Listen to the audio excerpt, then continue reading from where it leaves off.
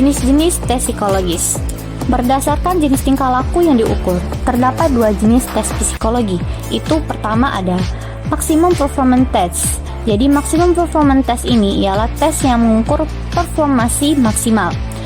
Tes ini dirancang untuk mengungkap apa yang dapat dilakukan oleh subjek dan seberapa baik subjek tersebut dapat melakukannya. Terdapat 3 contoh sebagai contoh dari Maximum Performance Test. Itu ada tes prestasi, tes kecerdasan, dan tes bakat. Kedua, Typical Performance Test. Apa itu Typical Performance Test? Jadi ini merupakan kelompok tes psikologis yang digunakan untuk mengukur kemauan subjek seperti minat dan kepribadian dari subjek tersebut. Sebagai contoh dari tes ini yaitu ada tes inventory dan tes proyeksi. Jenis-jenis tes psikologis berdasarkan cara pengambilan dan berdasarkan batas waktu pengerjaan. Berdasarkan cara pengambilan dibedakan menjadi dua. Yang pertama, tes individual. Tes individual diberikan kepada satu peserta tes. Dan yang kedua, tes kelompok.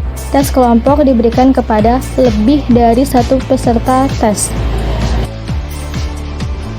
Selanjutnya, berdasarkan batas waktu penyelesaian tugas yang dibedakan menjadi dua. Yang pertama, speed test. Speed test lebih menekankan kepada kecepatan dalam mengerjakan tugas. Oleh sebab itu, waktu yang diberikan relatif lebih singkat dan soal yang diberikan relatif lebih mudah. Yang kedua, power test. Power test lebih menekankan kepada kemampuan menyelesaikan tugas. Oleh sebab itu, soal yang diberikan relatif lebih susah dan waktu yang diberikan relatif lebih lama.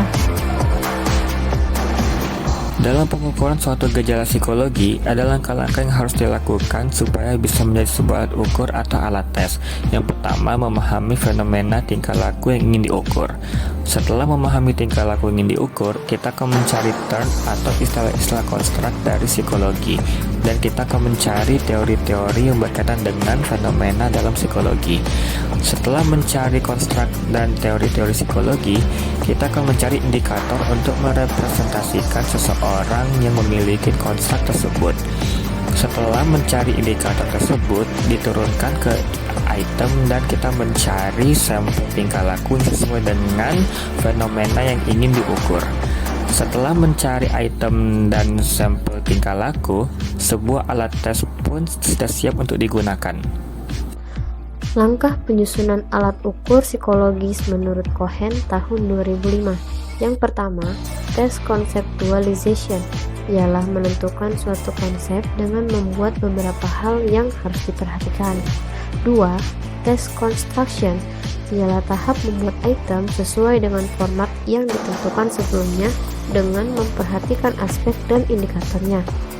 Yang ketiga, tes tryout ialah menentukan alat ukur, menguji reliabilitas, validitas, hingga uji keterbacaan item tertentu. 4. Item analisis ialah menganalisis item secara empiris setelah memperoleh data dari sampel yang cukup banyak. Dan yang terakhir adalah tes revision, ialah tahap akhir dalam melakukan revisi setelah melakukan tryout dari tiap item penelitian. Baiklah, penjelasan selanjutnya mengenai pengembangan alat ukur skala psikologi. Adapun langkah-langkah dasar pengembangan alat ukur skala psikologi menurut Surya Brata pada tahun 2000. Ia mendeskripsikan langkah-langkah pengembangan alat ukur skala psikologi yaitu sebagai berikut. 1. Pengembangan spesifikasi alat ukur. 2. Penulisan pernyataan atau pertanyaan. 3. Penelaahan pernyataan atau pertanyaan. 4.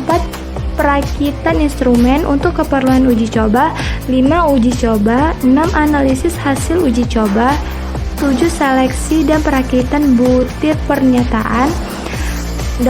Administrasi instrumen sebagai bentuk akhir. Dan 9. Penyusunan skala dan norma.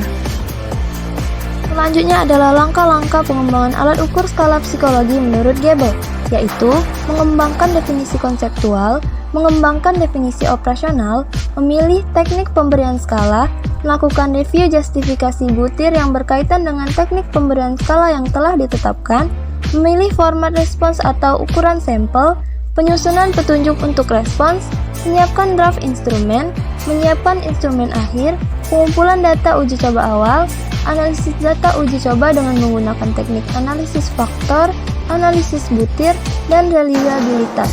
Revisi instrumen, melakukan uji coba final, menghasilkan instrumen, melakukan analisis validitas dan reliabilitas tambahan, dan terakhir menyiapkan manual instrumen.